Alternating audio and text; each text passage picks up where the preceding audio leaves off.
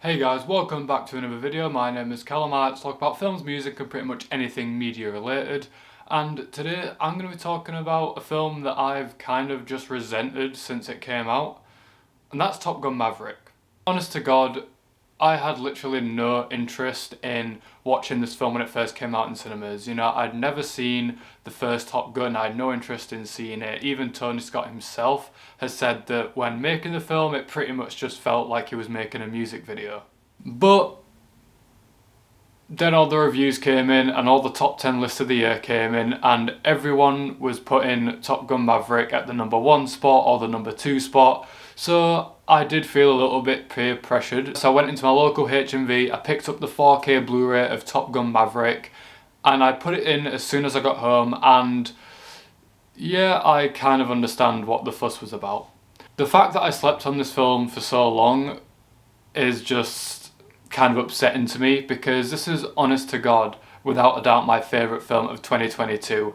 I completely understand. And despite it being a legacy sequel film, this is a film that still stands on its own and tells its own story, and that's all the best sequels. You know, Aliens, Terminator 2, these are films that all build off the original film while still being accessible to newcomers. And this is really what Hollywood needs. You know, obviously I would love to have more original films, but if Hollywood are going to continually obsess over making these big budget like legacy sequels and IP films, then Top Gun Maverick is the kind of standard and quality that every Hollywood film should live up to. Just in terms of it telling a simple story with simple characters that are easy to understand, that have arcs that are well fleshed out, and pushing filmmaking to its absolute limits and giving us scale. Giving us something to drool over as film fans, not just giving us actors in mocap suits and green screen rooms reacting to tennis balls. That's not a dig at the MCU, but it kind of is. I mean, it's fucking mental when you think about it. They got Tom Cruise, they put him in a fighter plane,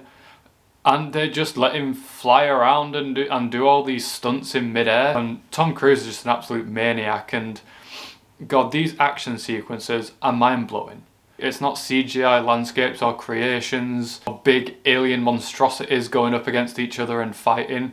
It is real people flying these planes in these actual environments, doing these actual stunts. And it's absolutely thrilling. You know, the human eye can tell when something is practical and when something is CG. So watching Top Gun Maverick after watching Thor: Love and Thunder is like a wet dream. Just hearing what the DOP of this film had to go through to perfectly capture these shots of Tom Cruise and the stuntmen flying these planes to make sure that the light matched, you know, incredible amount of effort and time and money went into this film, and it's all over the screen, especially when it enhances to that IMAX aspect ratio and you get to take it in, and it's so locked off as well. I mean, it's just as locked off as the Batmobile chasing the Batman, especially when they're doing the practice runs of shooting that object in that ditch, and they're having to pull out almost vertically with the pilots on the verge of passing out. You just feel it. You can almost feel the wind.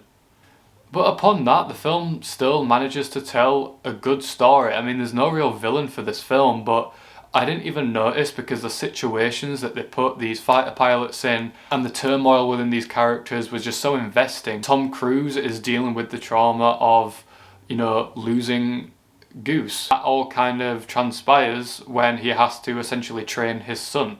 I haven't seen the original, but I still completely understood and I cared about these characters' dynamic and how they grow throughout the film. Same thing with Val Kilmer's character. I mean, he's only in it for like one scene, but seeing him finally talk at the end before he ends up passing away is still really powerful, and I haven't even seen the original. Just in terms of the way the story is told, it has all the tropes and cliches of like your classic 80s blockbuster, and the film is totally okay with that. It has kind of, you know, a cheesy romantic subplot, it has the music, but it all works so well because the actors and the script, they all sell it, even if it's extremely simple, and all the characters go through satisfying arcs that you can understand.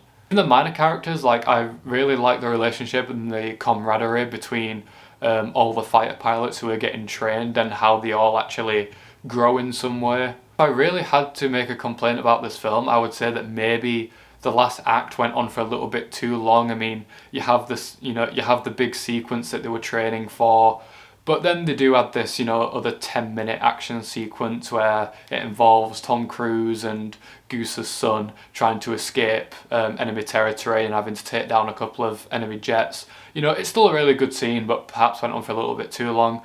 I don't know why it took me so long to watch this film, and actually, how good this film was has kind of made me weary to check out the original. I mean, good of a director as Tony Scott is, I just know that the original Top Gun isn't even going to be able to come close to the new one. Okay, that's going to do it for this video. A lot of this video was honestly kind of just me testing out my new camera and my new lights to see what kind of setup looks good for me. But I had fun talking about this film, definitely. So I hope you enjoyed this video, and I'll see you next time.